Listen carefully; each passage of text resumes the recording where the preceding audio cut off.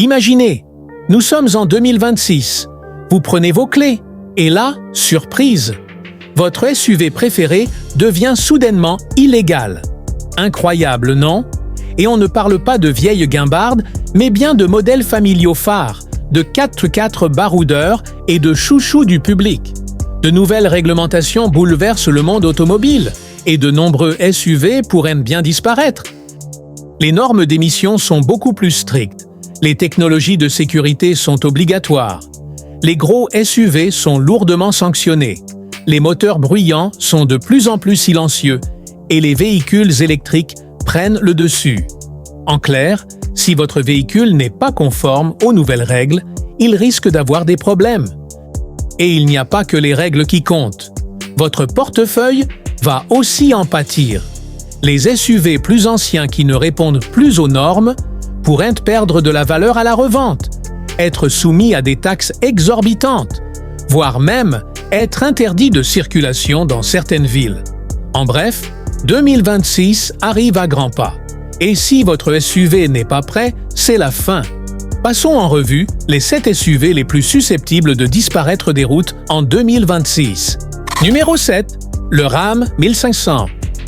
Classique 2019-2022. Commençons par le camion que personne, et je dis bien personne, n'aurait imaginé voir disparaître ainsi. Le Ram 1500. Classique n'était même pas censé exister encore.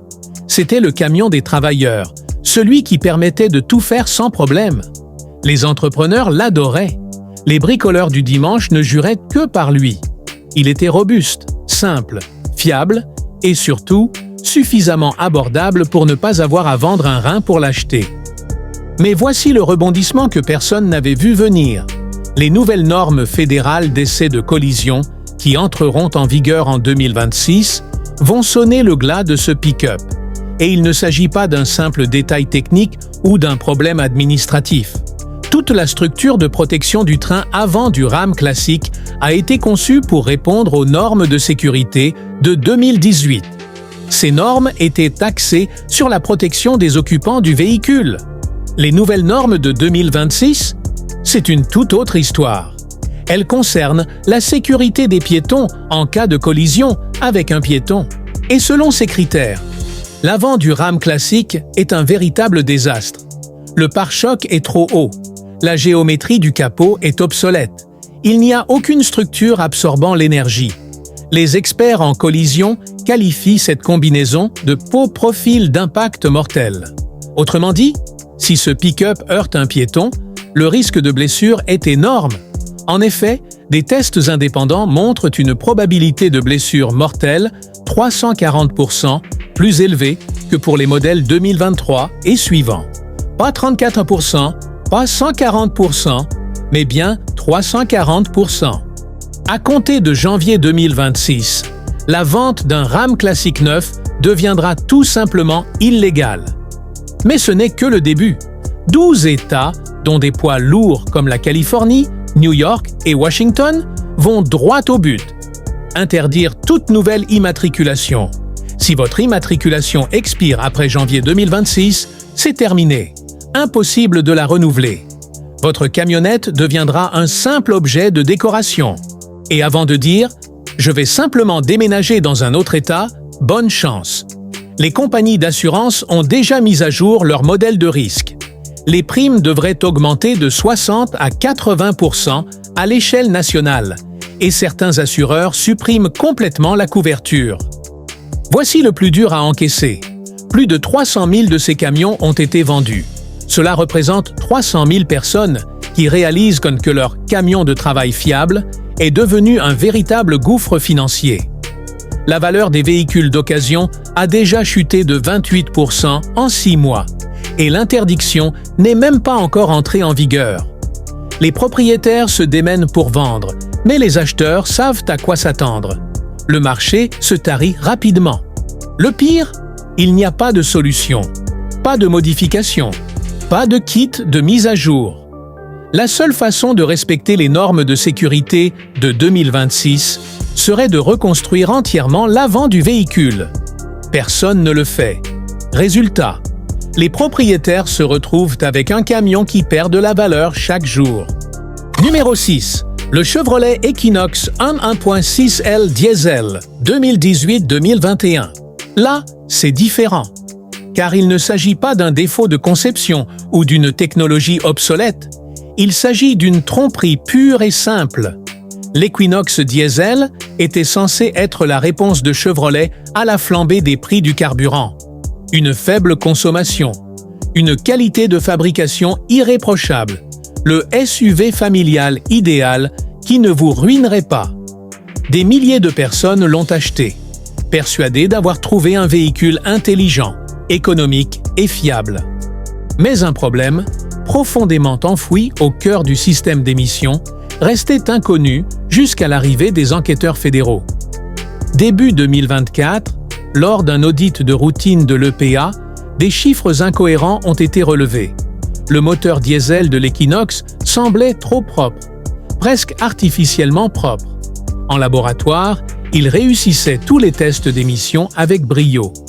Mais les données recueillies sur route ont révélé la vérité. Les émissions de NOx étaient près de 40 fois supérieures aux chiffres annoncés par Chevrolet. Ce n'est pas un bug, c'est de la triche. Il s'avère que le calculateur moteur était truqué. La même combine qui a causé la chute de Volkswagen il y a 10 ans.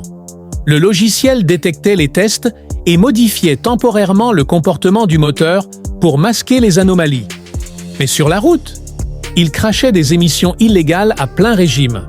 L'Agence de protection de l'environnement, EPA, n'a pas apprécié. Les poursuites ont été abandonnées en septembre 2024. En novembre, Chevrolet a accepté l'accord à l'amiable, dont les conditions sont impitoyables. À compter de juin 2026, l'immatriculation des Equinox diesel ne pourra plus être renouvelée dans aucun des 50 États. Aucun délai de grâce ne sera accordé, aucune exception. Aucun « mais je ne savais pas » ne sera toléré. Une fois votre immatriculation expirée, c'est terminé.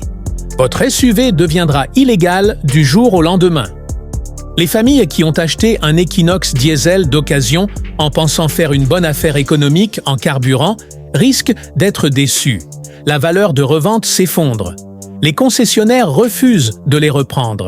Les acheteurs disparaissent dès qu'ils entendent « Equinox diesel ». Certains propriétaires se voient proposer seulement 2 000 $ pour des SUV qu'ils avaient achetés 18 000 $ il y a à peine 2 ans. Chevrolet propose un rachat, mais c'est une plaisanterie. Ils offrent 40 à 50% de la valeur marchande, alors que celle-ci a déjà chuté de 60%. Faites le calcul, c'est une misère. Et si vous avez encore un prêt en cours, le rachat ne le remboursera même pas. Vous devrez littéralement plus d'argent à la banque, même après la reprise du véhicule par Chevrolet. C'est un véritable cauchemar financier, entaché par un scandale environnemental, et la plupart des propriétaires n'ont aucune idée de ce qui les attend. Numéro 5. Le Jeep Compass 2.4L Tiger Shark 2017-2020. Le Jeep Compass semblait être le SUV compact idéal pour l'aventure. Peu encombrant, fidèle à l'ADN Jeep, parfait pour la ville et capable de s'aventurer hors des sentiers battus le week-end. Les ventes ont explosé, mais sous le capot se cachait un problème si important que les mécaniciens l'ont surnommé le moteur des procès, il y a des années. Le 2.4L Tiger Shark. Cette voiture était une véritable catastrophe ambulante. Consommation d'huile excessive, environ 1 litre tous les 1600 km.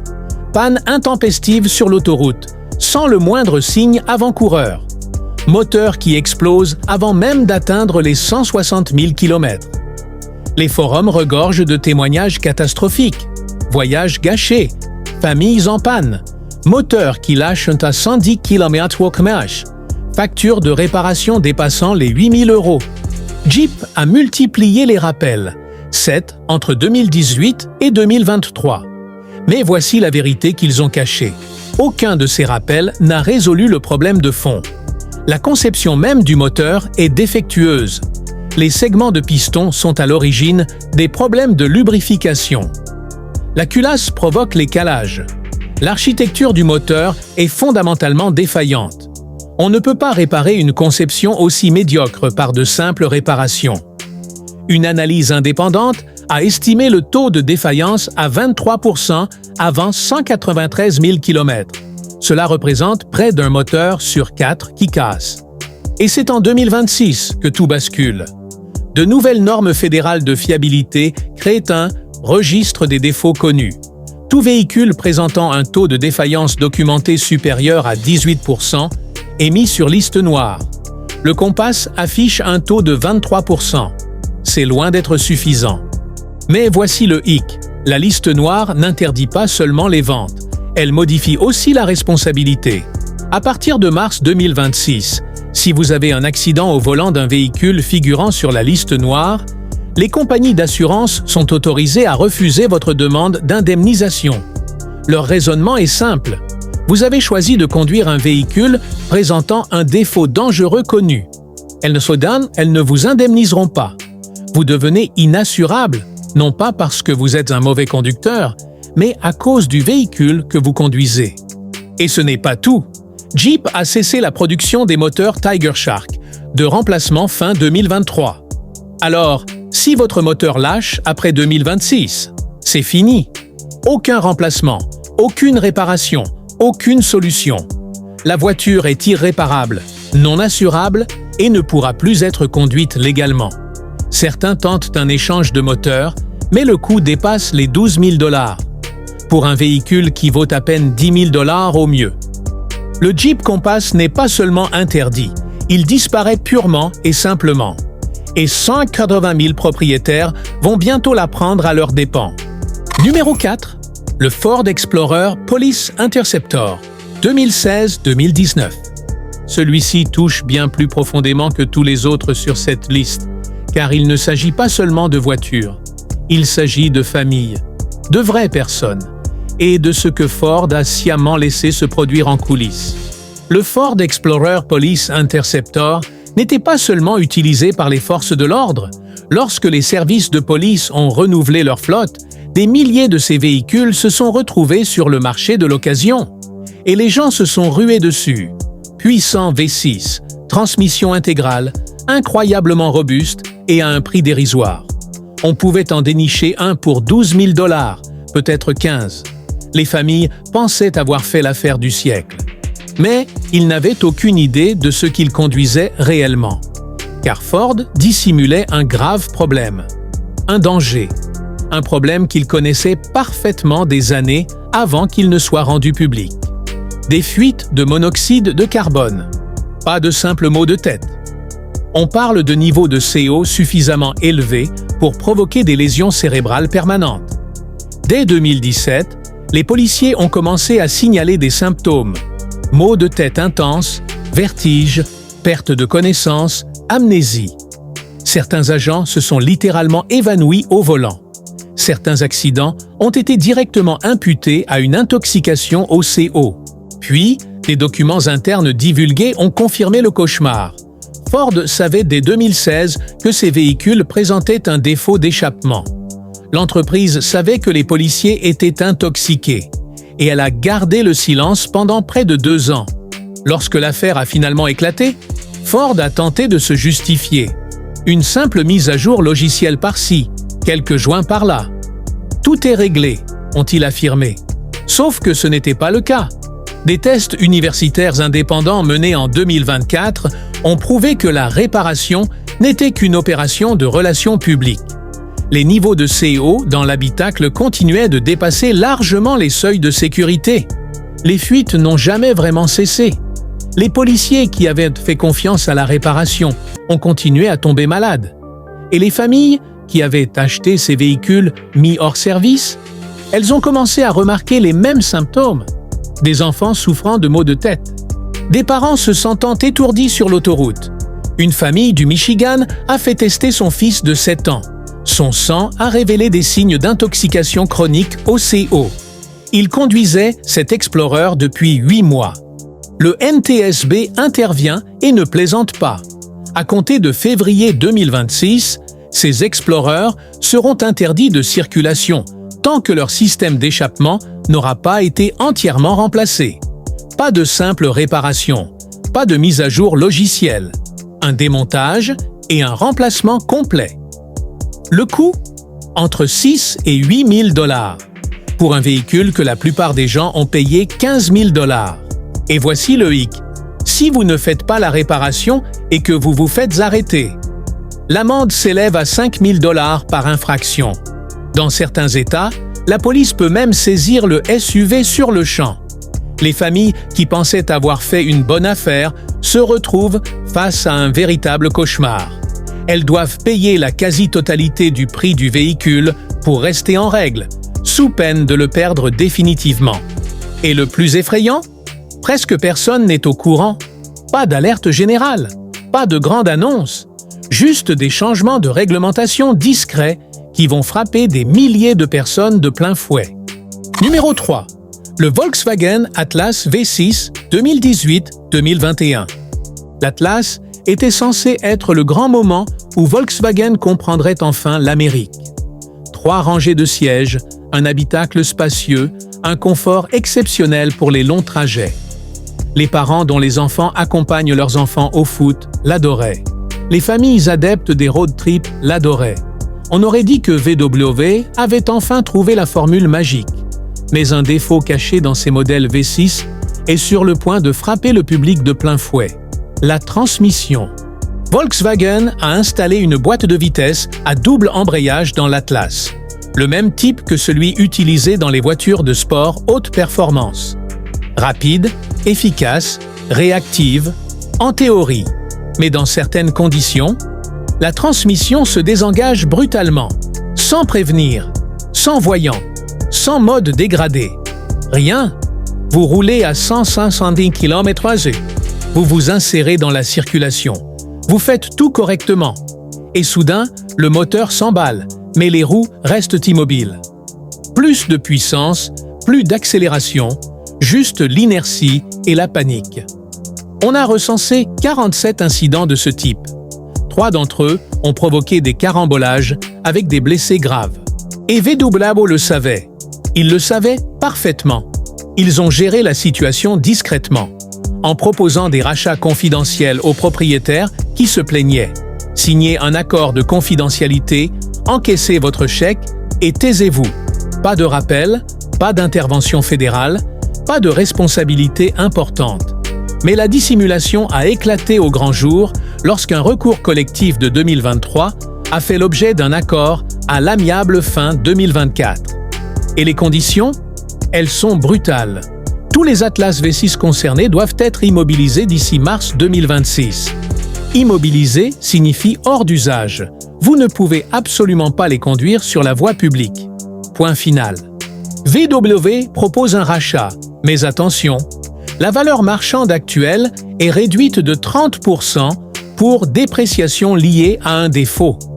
Vous ne récupérez donc que 70% de la valeur actuelle du SUV, qui a déjà perdu près de la moitié de sa valeur d'origine. Et si vous refusez le rachat, votre Atlas est signalé comme non conforme aux normes de sécurité par la préfecture. Impossible de l'immatriculer, impossible de le vendre, impossible même d'en faire don. Vous vous retrouvez avec un poids mort qui encombre votre allée. Mais voici le comble. La plupart des propriétaires d'Atlas ont encore des dettes. Le rachat ne couvrira pas le solde de leur prêt. Ils devront donc payer Volkswagen pour se débarrasser du véhicule, puis continuer à rembourser la banque pour une voiture qui ne leur appartient même plus. Les experts financiers appellent cela le piège de l'Atlas. Et 75 000 familles tombent directement dedans. Numéro 2. Le Nissan Pathfinder CVT 2017-2020. Le nom Pathfinder avait autrefois une signification. Il évoquait l'aventure, les voyages, la fiabilité, le SUV auquel les familles ont fait confiance pendant des décennies. Mais Nissan a commencé à rogner sur la qualité. Et ce qui était une légende familiale s'est transformé en un véritable casse-tête roulant. La transmission CVT, à variation continue, censée représenter l'avenir. Souple, efficace, consommation réduite. Ça sonne bien sur le papier. Sauf que la version de Nissan est un désastre mécanique. Ces transmissions peuvent tomber en panne. Elles tomberont en panne. Ce n'est pas une possibilité, ce n'est pas rare, c'est certain. Et quand elles lâchent, ce n'est pas une panne progressive, c'est brutal. Une violence à vous faire paniquer. Ça commence par de petits à-coups. Un hoquet à l'accélération. Un délai à l'appui sur l'accélérateur. Puis, ça s'aggrave. Des bruits de grincement. Des à-coups et des secousses qui donnent l'impression que la voiture ne sait plus quel rapport est engagé. Même si les transmissions à variation continue, CVT, n'ont pas de vitesse. Et puis un jour, boum, la panne totale. Vous roulez tranquillement et soudain, la transmission lâche. Le moteur hurle, mais les roues ne reçoivent de plus de puissance. Sur l'autoroute, votre SUV se transforme en un danger de près de 2 tonnes. Et Nissan, ils sont au courant depuis 2018. Des documents internes le prouvent. Ils ont réglé des litiges, versé des dizaines de millions de dollars et continué à vendre ces véhicules malgré tout, car admettre la vérité les aurait ruinés. Selon les estimations du secteur, le taux de panne de ces Pathfinder se situe entre 65 et 70% avant d'atteindre 193 000 km. Imaginez un peu, plus des 2/3 d'entre eux auront une panne de transmission. Le ministère des Transports intervient avec de nouvelles réglementations concernant les défauts de transmission. Et la transmission CVT du Pathfinder sert d'exemple flagrant. À partir d'avril 2026, ces SUV ne pourront plus être vendus, immatriculés ni utilisés légalement dans 38 États. Et le plus aberrant, c'est que Nissan ne propose aucune solution. Ni remplacement de la transmission, ni extension de garantie. Rien. Pourquoi? Parce qu'une nouvelle transmission CVT coûte 7 000 $ et que la plupart de ces Pathfinder valent à peine 8 fois plus. La réparation coûte donc plus cher que le véhicule lui-même. Ainsi, 250 000 propriétaires se retrouvent pris au piège. Les banques refusent de refinancer un véhicule présentant un défaut irrémédiable. Les concessionnaires refusent de les reprendre. Les acheteurs se désistent instantanément à la simple mention « Pathfinder CVT » dans l'annonce. Et en avril 2026, ces SUV, autrefois en état de marche, deviendront de simples épaves du jour au lendemain. Certains propriétaires ont tout simplement baissé les bras. Ils les abandonnent sur des parkings de résidence ou les déposent dans des casses. Un Texan a confié à un journaliste avoir cessé de payer et laissé la banque reprendre le véhicule. Payer pour une voiture inutilisable lui donnait l'impression de se faire voler au ralenti. Voici la flotte fantôme. Des centaines de milliers de Pathfinder, hors d'usage sur le plan juridique et mécanique, qui hantent encore les allées de garage à travers le pays. La réputation de Nissan en a pris un coup, mais pour les propriétaires actuels, les dégâts sont déjà irréversibles. Numéro 1. La Tesla Model X 2019-2022, avant restylage. Oui, une Tesla. Et avant de lever les yeux au ciel et de penser qu'il s'agit d'un article à charge contre les véhicules électriques, laissez-moi vous expliquer. Cela n'a rien à voir avec la politique ou Elon Musk. Il s'agit d'un défaut de conception qui a déjà coûté des vies et qui est sur le point de sonner le glas du Model X d'avant le restylage. Les portes papillons. La signature de Tesla. Cet élément futuriste qui rendait le Model X immédiatement reconnaissable. L'effet Wahoo. Elles sont magnifiques. Un chef-d'œuvre technologique, sans aucun doute. Mais elles représentent aussi l'un des choix de conception les plus dangereux jamais appliqués à un SUV moderne. En cas de retournement, ces portes se bloquent. Les actionneurs électroniques qui permettent leur ouverture se verrouillent complètement. Les secouristes sont incapables de les ouvrir, que ce soit avec l'équipement standard, les pinces hydrauliques ou même des outils spécialisés. Elles sont scellées électroniquement. Et si la batterie est endommagée lors de l'accident, ce qui arrive fréquemment lors d'accidents violents impliquant des véhicules électriques, tout le système électrique est hors service. Le déverrouillage manuel devient alors inopérant. Impossible de forcer l'ouverture. Impossible de tirer d'urgence. Impossible de s'échapper. Des personnes sont mortes brûlées vives à l'intérieur de Tesla, tandis que les pompiers, impuissants, tentaient d'ouvrir des portières bloquées. 4 décès sont directement liés à ce dysfonctionnement. 4 personnes ayant survécu à l'accident, mais décédées en attendant les secours. Un cas survenu en Oregon traumatise encore les pompiers intervenus. Une famille de 3 personnes. Un accident de voiture. Le père était inconscient. La mère et l'enfant, conscients, appelaient à l'aide. Les secours sont arrivés en 6 minutes. Ils disposaient de tout l'équipement nécessaire. Il leur a fallu 23 minutes pour forcer ces portières. La réponse de Tesla ? Mettre à jour le guide d'intervention d'urgence. Ajouter un PDF de formation. Mais modifier la conception des portes ? Hors de question. Les portes sont l'essence même du modèle X. Les modifier reviendrait à admettre le défaut. La NHTSA intervient désormais.